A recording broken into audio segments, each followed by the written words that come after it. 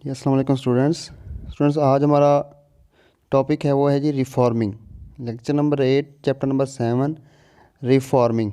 Very very important long question and इसमें से बहुत सारे शॉर्ट क्वेश्चन जो हैं वो हर साल इसमें से बनते हैं। तो सबसे पहले हम रिफॉर्मिंग का ओवरव्यू करते हैं कि ये रिफॉर्मिंग होती क्या है। उसके बाद हम देखेंगे कि रिफॉर्मिंग में हमने क्या क्या चीज़ डिस्कस करनी है। देखिए, जो गैसोलीन फ्रैक्शन होती है, जब हम पेट्रोलियम फ्रैक्शन करते हैं तो उसमें जो गैसोलीन प्रोड्यूस होती है वो गुड क्वालिटी की नहीं होती। अब हमें कैसे पता लगा ये गुड क्वालिटी नहीं है इसकी? तो इसमें प्रोड्यूस होती है नॉकिंग। क्या चीज़ प्रोड्यूस होती है इसमें? नॉकिंग, यानी एक साउंड प्रोड्यूस होता है जिसको हम नेम देते हैं नॉकिंग का। अब जो पेट्रोलियम या फ्यूल जो होता है या क्वालिटी ऑफ फ्यूल है वो इंडिकेट होती है ऑक्टेन नंबर से। ऑक्टेन नंबर से कैसे इंडिकेट होती है कि जितना ज़्यादा ऑक्टेन नंबर होगा उतना बेटर क्वालिटी का फ्यूल होगा। बात को मैं रिपीट कर रहा हूँ कि जो गैसोलीन फ्रैक्शन होती है वो गुड क्वालिटी की नहीं होती, क्योंकि उसमें नॉकिंग प्रोड्यूस हो रही होती है, साउंड प्रोड्यूस हो रहा होता है। अब हम फ्यूल की क्वालिटी का अंदाज़ा लगाते हैं ऑक्टेन नंबर से। जितना ज़्यादा ऑक्टेन नंबर होगा उतनी बेटर क्वालिटी होगी फ्यूल की और उतनी कम नॉकिंग प्रोड्यूस होगी। यानी नॉकिंग और ऑक्टेन नंबर दोनों एक दूसरे के अपोजिट हैं। ऑक्टेन नंबर ज़्यादा होगा, नॉकिंग कम प्रोड्यूस होगी। ऑक्टेन नंबर कम होगा, नॉकिंग ज़्यादा प्रोड्यूस होगी। ये तो पहली बात थी, नॉकिंग और ऑक्टेन नंबर। ये वीडियो के एंड पे जाके हम इनको डिटेल से देखेंगे भी, नॉकिंग क्या होती है और ऑक्टेन नंबर क्या होता है। अब ये ऑब्ज़र्व किया गया, एक्सपेरिमेंट में ये ऑब्ज़र्व किया गया कि जो स्ट्रेट चेन होते हैं, स्ट्रेट चेन हाइड्रोकार्बन होते हैं, उनका जो ऑक्टेन नंबर होता है वो लो होता है।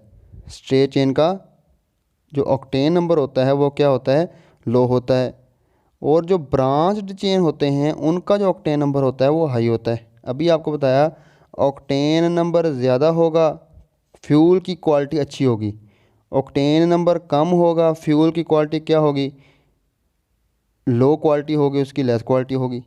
अब स्ट्रेट चेन का क्योंकि ऑक्टेन नंबर लो है तो इनकी जो क्वालिटी है वो क्या होगी? लेस होगी as compare to branch chain. अब हम क्या करना चाहते हैं कि हमारे फ्यूल की क्वालिटी किस तरीके से इम्प्रूव हो जाए, तो हम क्या करेंगे, स्ट्रेट चेन को किसी मेथड के थ्रू किस में कन्वर्ट कर देंगे? ब्रांच्ड चेन में। स्ट्रेट चेन हाइड्रोकार्बन्स को किस में कन्वर्ट कर देंगे? ब्रांच्ड चेन में। और इस मेथड को हम जनरली नाम देते हैं जी रिफॉर्मिंग का। क्यों कर रहे हैं हम?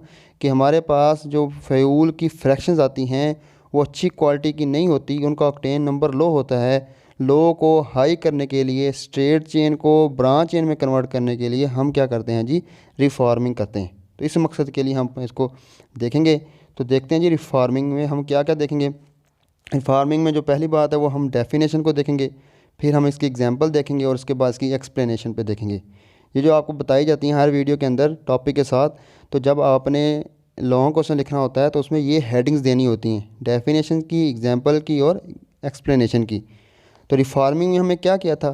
स्ट्रेट चेन को कन्वर्ट किया था ब्रांच्ड चेन में। कुछ कंडीशंस हैं वो देखते हैं किस तरह डेफिनेशन क्या बनेगी इसकी।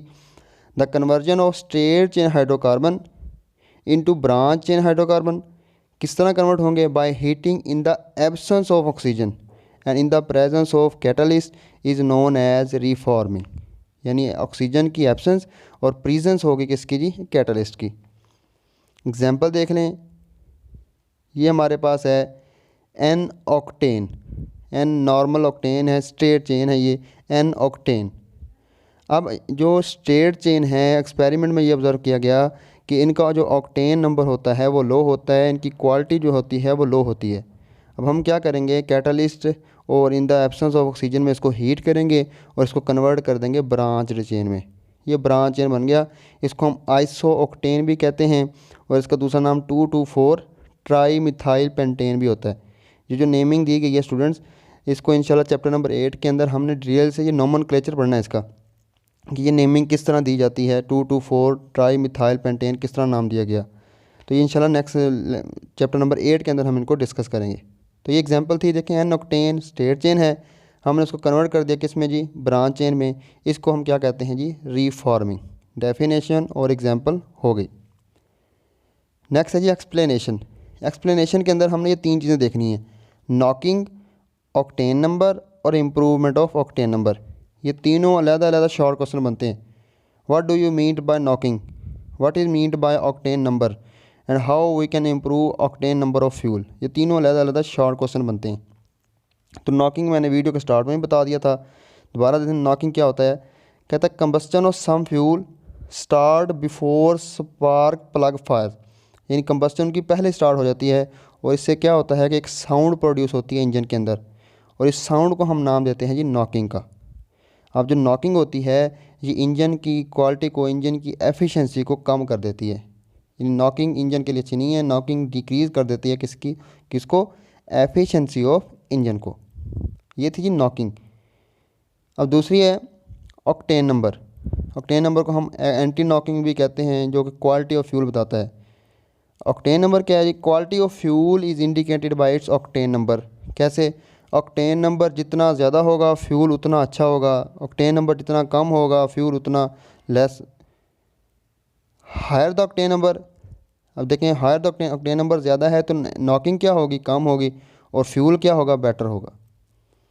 अब एक्सपेरिमेंट क्या बताते हैं, experiment shown that iso octane, या जिसका नाम 2,2,4 tri methyl pentane Burns very smoothly in an engine and has arbitrary given an octane number of 100।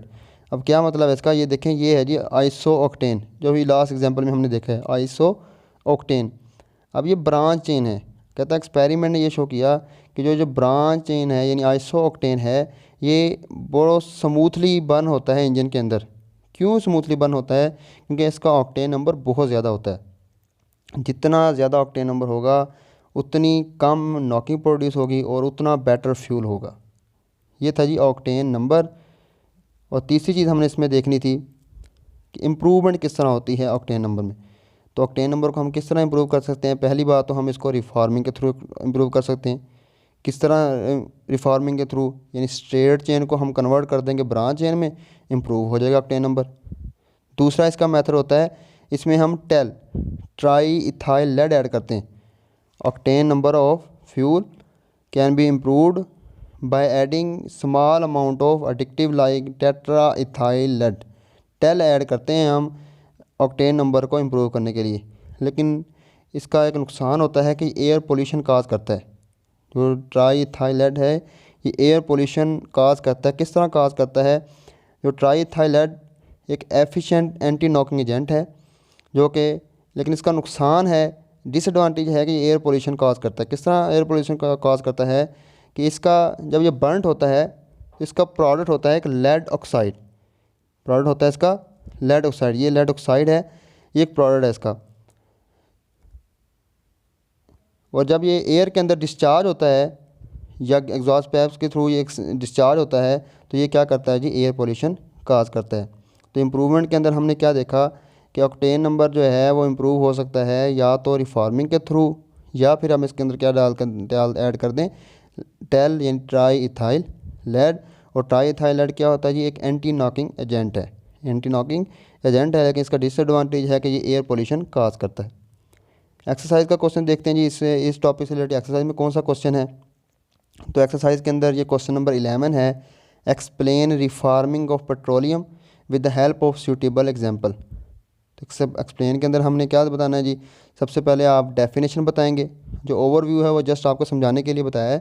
सबसे पहले आप डेफिनेशन लिखेंगे, फिर एग्जांपल, और फिर हेडिंग देंगे एक्सप्लेनेशन। और एक्सप्लेनेशन के अंदर भी आपको 3 चीज़ें बताई, नॉकिंग, उसके बाद ऑक्टेन नंबर, और ऑक्टेन नंबर को आप किस तरह इम्प्रूव कर सकते हैं। तो ये था जी आज हमारा टॉपिक रिफॉर्मिंग। इंशाल्लाह ताला नेक्स्ट लेक्चर के अंदर हम ऑर्गेनिक कंपाउंड्स का नेक्स्ट प्रोसेस डिस्कस करेंगे। क्लासिफिकेशन है जो कि ऑर्गेनिक कंपाउंड्स की, वो डिस्कस